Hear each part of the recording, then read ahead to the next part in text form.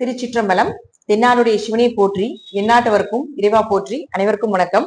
நாம இன்னைக்கு பார்க்கக்கூடிய பதிவு என்னன்னு பாத்தீங்கன்னா, சனி பகவானுடைய 2025ஆம் ஆண்டிற்கு உண்டான வக்ர பயிற்சி பலன்களை பத்தி தான் பார்க்க போறோம். அதுக்கு முன்னாடி நம்முடைய சேனலை சப்ஸ்கிரைப் பண்ணிக்கோங்க. சனி பகவான் அப்படின்னு சொன்னாலே பாத்தீங்கன்னா, ஒரு ஜாதகத்துல தொழில், ஜீவனம், உணவு இது எல்லாமே ஒருத்தருக்கு நல்லா கிடைக்குது அப்படின்னா அது சனி நல்லா இருந்தா மட்டும்தான் கிடைக்கும். அதனாலதான் அவர் கர்மகாரகன், தொழில்காரகன், பித்ருக்காரகன், இப்படி நிறைய விஷயங்கள் அவருக்கு நம்ம ஆயுள்காரகன் அப்படிங்கிற எல்லா காரகத்தையும் அவர் வாங்கியிருக்காரு. ஒரு குழந்தை பிறக்குது, ஒரு குழந்தை ஒருத்தர் இறக்குறாங்க அப்படின்னா சனியும் ராகுவும் இல்லாம ஒரு சம்பவம் அங்க நடக்கவே நடக்காது. அப்ப சனி அப்படின்னு சொல்லக்கூடியவர் பயிற்சி ஆகிறார் அப்படிங்கும் பொழுதும் அதே போல அவர் 2.5 வருஷத்துக்கு ஒரு முறைதான் ஒரு கட்டத்துல இருந்து இன்னொரு கட்டத்துக்கு மாறுறாரு. அப்போ ஒரு 12 ராசி கட்டத்தை சுத்தி வர்றதுக்கு 30 வருடங்கள் எடுத்துக்கிறார். இந்த 30 வருடத்துல வருஷம் ஒரு 3 மாசத்துல இருந்து 5 மாதம் வரைக்கும் வருஷம் வக்ரம் பெறுகிறார். அப்ப ஏன் வக்ரம் பெறுகிறார் அப்படின்னு நம்ம பார்க்கும் பொழுது, சூரியனிலிருந்து 5ஆம் இடம், 6ஆம் இடம், 7ஆம் இடம், 8ஆம் இடம், 9ஆம் இடத்தில் சனி வரக்கூடிய காலகட்டங்கள் வக்ரமே.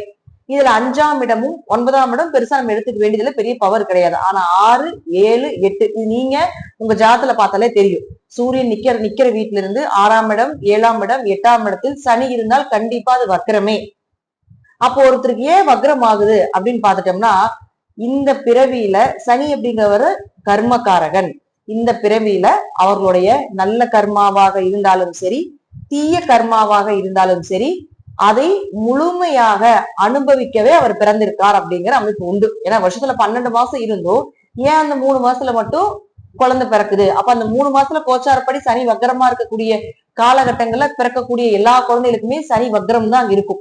உங்க ஜாதத்துல பாத்தீங்கன்னா வீண் இருக்கும், அல்லது வான் இருக்கும், அல்லது ரிவர்ஸ் அப்படின்னு இருக்கும். அப்ப ஏன் அப்படி போடுறோம் அப்படின்னா, இயல்பு நிலை சனி என்ன நிலையில் இருக்காரோ அந்த நிலையில இருக்கக்கூடிய பலனை அவர் தரமாட்டார், அதற்கு எதிர்பலனை தருவார் அப்படிங்கிற அமைப்பு உண்டு.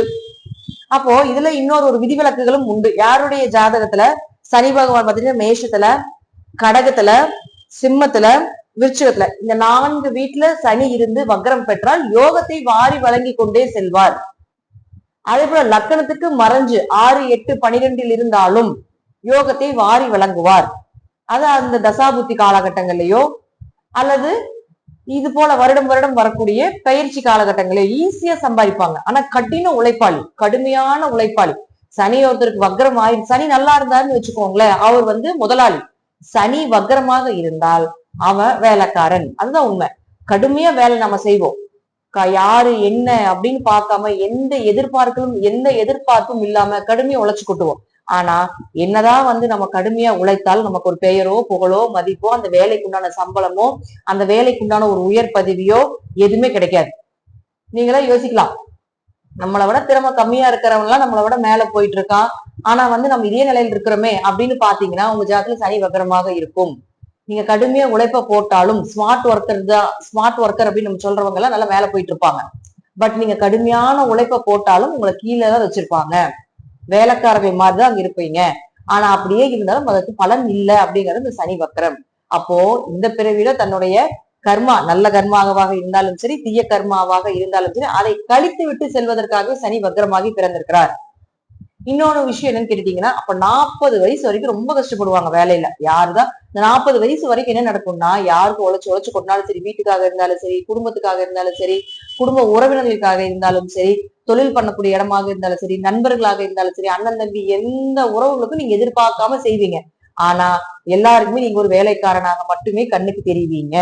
அதெல்லாம் எப்போ உங்களுக்கு சனி பகவான் உணர்த்துவார் அப்படின்னு பாத்தீங்கன்னா, உங்க 40 வயசு 10 வயசுல ஸ்டார்ட் ஆகும் உங்களுடைய உழைப்பு. சிறு வயதுல உழைக்கிறது, சிறு வயதிலே சம்பாதித்து ஏற்படுத்தி கொள்வது, சிறு வயதிலேயே ஏதோ சொத்துக்கள் வாங்குறது, அல்லது சொத்துக்களை வித்து கொடுக்கறது, ஏதோ ஒண்ணு உங்களுடைய சொத்துக்களை, பரம்பரை சொத்துக்களை மற்றவர்களுக்காக விட்டு கொடுக்கறது, இது போல ஏதாவது ஒரு விஷயத்த சனி கொடுத்துட்டு போயிடுவார், கொடுக்க சொல்லுவார் அப்படிங்கிறது அமைப்பு. அப்ப இதெல்லாம் எப்போ உணர்வீங்க அப்படின்னு பாத்தீங்கன்னா, உங்களுடைய 40 வயசுக்கு மேலதான். அந்த 40 வயசுக்கு மேல அது அப்படியே சனி யோகமாக மாறுவார். அந்த வக்ரமாக இருக்கக்கூடிய சனி அப்படியே யோகமாக மாறுவார். அதற்கப்புறம் 40 to 50, 55 வயசு வரைக்கும் ரொம்ப மிகப்பெரிய ஒரு வளர்ச்சி காலகட்டங்கள் அப்படின்னு நம்ம எடுத்துக்கலாம். இதுல ஏதாவது தசாபுத்திகள் மட்டும் கொஞ்சம் சரியில்லாம இருந்தா அதுக்கு தகுந்த மாதிரி வழிபாடுகள் செய்து பண்ணும்போது சனி எப்பொழுதுமே நல்லதை செய்து கொண்டு செல்லக்கூடிய ஒரு கிரகமே அப்படிங்கறத மாற்று கருத்துக்கள் கிடையாது. சனி நல்லா இருக்கிறவங்களுக்கு தொழில் தெரியும், ஆனா சனி வக்ரமாக இருக்கிறவங்களுக்கு தொழிலையே உருவாக்க தெரியும் அப்படிங்கறத உண்மை. ஒருத்தருக்கு சனி நல்லா இருக்குன்னா அவன் முதலாளி. ஆனா சனி வக்ரமா இருக்கிறவங்க முதலாளிக்கே ஐடியா கொடுக்கக்கூடியவங்க, அந்த முதலாளியவே உருவாக்கக்கூடியவர்கள் அப்படிங்கிறவங்க இந்த சனி வக்ரமானவர்கள்.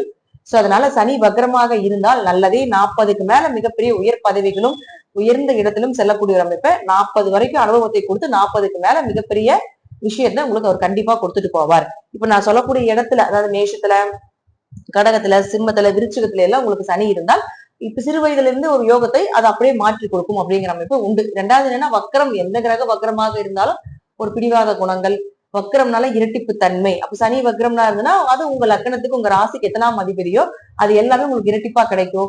அது ஒரு பிடிவாத குணங்கள் இருக்கும். இதுல எல்லாம் பாருங்க, சனி வக்ரமானவங்க தொழில ரொம்ப பிடிவாதமா இருப்பாங்க. இந்த தொழில் தான் பண்ணுவேன், எனக்கு இதுதான் பிடிச்சிருக்குது, இது போலதான் இருப்பேன் நானு அப்படிங்கறதெல்லாம் அவங்க ஏற்படுத்திக்குவாங்க. வேற தொழிலுக்கு போய் இது உங்களுக்கு வருமானம் வரல, இது வேண்டாம் அப்படின்னு சொன்னா ஏத்துக்க மாட்டாங்க. அவங்களுக்கு பிடிச்சதை, அவங்களுக்கு செஞ்சதைத்தான், அவங்களுக்கு தோன்றதைத்தான் அவங்க செய்வாங்க அப்படிங்கிற அமைப்பு உண்டு.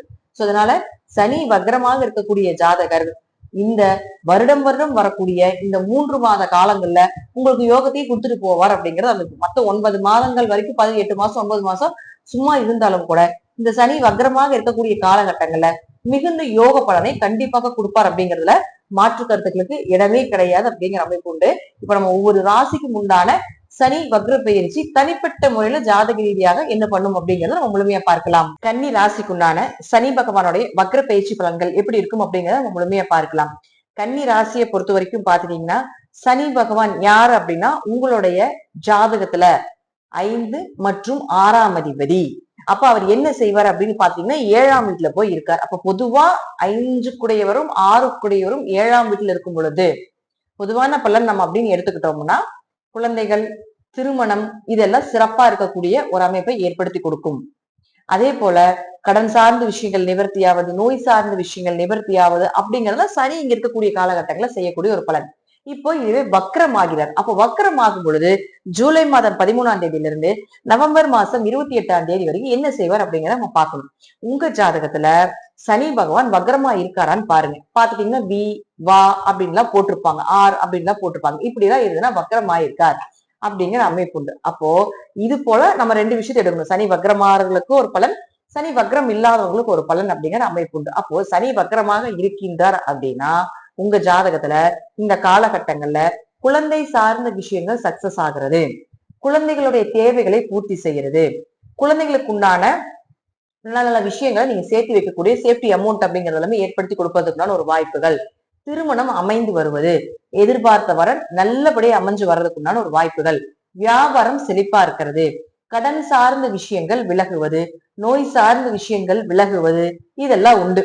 வேலையில இருந்து வந்த பிரச்சனைகள், வேலை ஆட்கள் மூலமாக இருந்து வந்த பிரச்சனைகள், மேல் அதிகாரிகள் மூலமாக இருந்து வந்த பிரச்சனைகள் இதெல்லாம் விலகும். ஒரு வேலை மாற்றம் ஏதாவது பண்றதாக இருந்தாலும் தாராளமாக செய்யலாம்.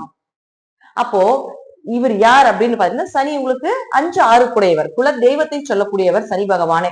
அப்ப குலதெய்வ கோயிலுக்கு குடும்பத்தோட போயிட்டு வரக்கூடிய ஒரு அமைப்பு, குல தெய்வத்தினுடைய அனுகிரகம் கிடைப்பது, அதிர்ஷ்டங்கள் பெருகுவதற்கு உண்டான ஒரு வாய்ப்புகள் இதெல்லாமே ஏற்படுத்தி கொடுப்பார். இது சனி வக்ரமான, அவருக்கு பார்வை இருக்கு, 3, 7, 10 பார்வை. அப்ப 3ஆம் பார்வையாக உங்களுடைய ராசிக்கு 9ஆம் இடத்தை பாக்குறாரு. அப்ப பூர்வீக சொத்துக்கள் கை சேர்வது, அப்பாவினுடைய ஆரோக்கியம் சிறப்பா இருக்கிறது, அப்பா மூலமாக உதவிகள் கிடைப்பது இதெல்லாமே ஏற்படுத்தி கொடுப்பார். அடுத்தது பாத்தீங்கன்னா, உங்களுக்கு 9ஆம் இடம் அப்படின்னு சொல்லக்கூடிய பாத்தீங்கன்னா உயர்கல்வி சொல்லக்கூடிய ஒரு இடமாக இருக்கிறதுனால உயர்கல்வி படிப்பதற்குண்டான ஒரு வாய்ப்புகள், உயர்கல்வி சார்ந்த விஷயத்துல ஏதாவது தடையாக இருந்தா அந்த தடையெல்லாம் உடைச்சிட்டு மீண்டும் படிப்பதற்குண்டான ஒரு ஏற்பாடுகளை செய்து கொடுப்பதற்குண்டான ஒரு வாய்ப்புகள், நல்ல குருமார்கள், உங்களுடைய செயல் நீங்க என்ன பண்றீங்க அப்படிங்கிறது, ஏன்னா உங்களுக்கு பாத்தீங்கன்னா கண்டச்சனை நடந்துட்டு இருக்குது, என்ன பண்றது என்ன செய்யறது அப்படின்னு யோசனை இல்லாம இருக்கக்கூடிய ஒரு காலகட்டங்கள்ல இப்போ ஒரு நல்ல குரு உங்களுக்கு கைடன்ஸ் பண்றதுக்கு யாராவது ஒருத்தர் உதவியா இருக்கிறது இதெல்லாமே ஏற்படுத்தி கொடுப்பார். அடுத்து உங்களுடைய ராசியே கண்டச்சனையாக பார்க்கும் பொழுது ரொம்ப கவனமா இருக்கணும். கணவன் மனைவிக்குள்ள திருமண பந்தத்துலதான் ஃபர்ஸ்ட் கை வைக்கும். அப்ப அதுல ரொம்ப கவனமாக இருந்து செயல்படுத்துங்க. தேவையில்லாம சின்ன சின்ன பிரச்சனைக்கு பெரிய சண்டையே நிற்கும். அப்ப பாத்தீங்கன்னா ஃபர்ஸ்ட்ல பெரிய சண்டை போட்டிருந்தப்ப கூட பெரிய ப்ராப்ளம் ஆயிருக்காது. ஆனா இப்ப இந்த சின்ன சண்டைக்கு பெருசா நிக்கிறதுக்கு உண்டான வாய்ப்பு. அதனால ரொம்ப பேச்சுவார்த்தையில குடும்ப ரீதியாக, பார்ட்னர் போடுறது ரீதியாக, நண்பர்கள் ரீதியாக எல்லாம் உங்களுடைய செயல்களை ரொம்ப கவனமாக செலுத்த வேண்டும். அடுத்தது பாருங்க, உங்களுக்கு 4ஆம் இடத்தை பார்ப்பார். அப்ப 4ஆம் இடத்தை பார்க்கும்போது வீடு மனை சொத்துக்கள் ஏதாவது மாத்துறது, புதுசா வாங்குறதுக்குண்டான ஒரு வாய்ப்புகள், இடமாற்றம் பண்றது, தொழில் மாற்றம் பண்றது, வீடு மாற்றம் பண்றது, ஒரு வண்டி வாகனங்கள் வாங்குறதுக்குண்டான வாய்ப்பு, அதுல ஏதாவது மாற்றம் செய்யறதுக்குண்டான வாய்ப்புகள், உங்களுடைய ஆரோக்கியத்துல சிறப்பாக இருக்கிறது, நோய் நொடிகளை கண்டுபிடிச்சு ஒரு நல்ல மருத்துவர்கள் கிடைப்பது, இதெல்லாம் ஏற்படுத்தி கொடுப்பார். இது வந்து சனி வக்ரமாக இருக்கக்கூடியவர்களுக்கு. இப்ப சனி வக்ரம் இல்லாம இருக்கக்கூடியவர்களுக்கு பாத்துட்டீங்கன்னா கொஞ்சம் கவனமாக இருங்க. குழந்தைகள் சார்ந்த விஷயத்துல கொஞ்சம் கவனமா இருங்க. முதலே ஒரு ட்ரீட்மெண்ட் போயிட்டு இருந்தீங்கன்னா அதுவே அப்படியே கண்டினியூ பண்ணுங்க. புது ட்ரீட்மெண்ட் பண்ண வேண்டாம். குலதெய்வ கோயிலுக்கு அடிக்கடி போயிட்டு வாங்க இந்த காலகட்டங்கள்ல. திருமணம் சார்ந்த விஷயமாக இருந்தா புதுசா செய்ய வேண்டாம். போயிட்டு இருக்கக்கூடிய இதுவாக இருந்தா அப்படியே அப்படியே கண்டினியூ பண்ணிக்கலாம். அதே போல திருமண உறவுகள் சார்ந்த விஷயத்துல கொஞ்சம் கவனமா இருங்க. பார்ட்னர் கூட தொழில் பண்ணிட்டு இருக்கக்கூடிய உறவு முறைகளாக இருந்தாலும் அது அந்த உறவு முறைகளை கொஞ்சம் கவனமாக இருந்து செயல்படுத்த வேண்டும். கணவன் மனைவிக்குள்ள கொஞ்சம் அந்யோன்ய குறைவுகள் ஏற்படுறதுக்கான வாய்ப்புகள் உண்டு. அதுல கொஞ்சம் கவனமா இருங்க. அப்ப ஒரு 9ஆம் இடத்தை பார்க்கும்பொழுது பூர்வீகம் சார்ந்த சொத்துக்கள் இதுல ஏதாவது பிரச்சனைகள் போயிட்டு இருக்குன்னா இந்த காலகட்டங்கள்ல கொஞ்சம் கவனமாக இருந்து பேசாம இருக்குதுன்ட்டு மறுபடியும் நவம்பர் 28க்கு மேல அந்த ப்ராசஸ் நம்ம மூவ் பண்ணிக்கலாம். ஏன்னா உயர்கல்வி படிக்கிறீங்க அப்படின்னு வச்சுக்கோங்களேன். அந்த உயர்கல்வி படிக்கிறதுல ஏதாவது ஏமாற்றங்கள் வர்றது, அதுல தேவையில்லாம ஒரு அலைச்சல் இருக்கிறது. அதே போல பாருங்க பூர்வீக சொத்து சார்ந்த விஷயமாக இருந்தா அதுல ஏதாவது ஒரு பிரச்சனைகளை கொடுக்கறது, அதுல ஏதாவது அப்பா மூலமாக ஏதாவது ஒரு பிரச்சனைகளை கொடுப்பது. இப்ப இந்த காலகட்டத்தில் நீங்க பேசுறப்போ கண்டிப்பா அது உங்களுக்கு எகென்ஸ்டா மாறுறது இதெல்லாம் நடக்கும். ஏன்னா உங்களுடைய ராசிவே அது பாக்குது இல்லையா, சனி நேரடியா பாத்துட்டு இருக்காரு இல்லையா. அப்ப நீங்க நல்லதே நினைச்சாலும் கூட கெட்டது நடக்கக்கூடிய ஒரு வாய்ப்பு, நல்ல எண்ணத்துல நீங்க சொன்னாலும் கூட உங்க மேல அவங்களுக்கு வந்து ஒரு கெட்ட எண்ணம் ஏற்படுறது, இதெல்லாம் ஏற்படுத்தி கொடுத்து விடுவார். அப்ப 4ஆம் இடத்தை பாக்குறப்ப இந்த காலகட்டங்களில் வீடு மாற்றம், இடம் மாற்றம், சொத்து மாற்றங்கள், வண்டி வாகன மாற்றங்கள் இதெல்லாம் கவனமா பண்ணணும். ஏன்னா அதுல பண விரயங்கள் ஆகிறது, ஏமாற்று வேலைகள் நடப்பது இதெல்லாம் ஏற்படுத்தி கொடுத்து விடுவார். அடுத்தது பாருங்க உங்களுக்கு அதே இடம் உங்களுக்கு தனுசு வீடாக இருக்கிறதுனால சனியினுடைய பார்வை அங்க இருக்கிறதுனால கொஞ்சம் அம்மாவோட ஆரோக்கியம் உங்களுடைய ஆரோக்கியத்தை கொஞ்சம் கவனமாக இது செயல்படுத்தி கொள்ள வேண்டும். இது சனி வக்கரம் இல்லாத ஜாதகத்துக்கு இருக்கக்கூடிய ஒரு பலன். பொதுவா கன்னிராசியை பொறுத்த வரைக்கும் பாத்துட்டீங்கன்னா கண்ட சனி நடக்கிறதுனால என்னதான் வந்து சனி வக்ரமாக இருந்தாலும் சனி வக்ரமாக இல்லை என்றாலும் அதற்குண்டான பலன் அப்படிங்கிறது அவருடைய காலகட்டங்கள்ல அது கொடுக்காம போறதில்லை அப்படிங்கிறது உண்மை. வக்கரமாக இருந்தீங்கன்னா கொஞ்சம் இந்த ஒரு 3 மாத 4 மாத காலங்கள் தப்பிச்சுக்கலாம். வக்கரமாக இல்லை அப்படின்னா மீண்டும் உங்களுடைய பயணங்கள் அப்படிங்கிறது தொடர்ந்து கொண்டே இருக்கும் அப்படிங்கிறதுல மாற்று கருத்துக்கள் கிடையாது. கொஞ்சம் கவனமா இருந்துக்கோங்க எல்லா விஷயத்திலுமே. மற்றபடி நான் சொல்லக்கூடிய கருத்துக்கள் உங்க ஜாதக ரீதியாக கிரகங்கள் ரீதியாக சிறிது மாறுபடலாம்.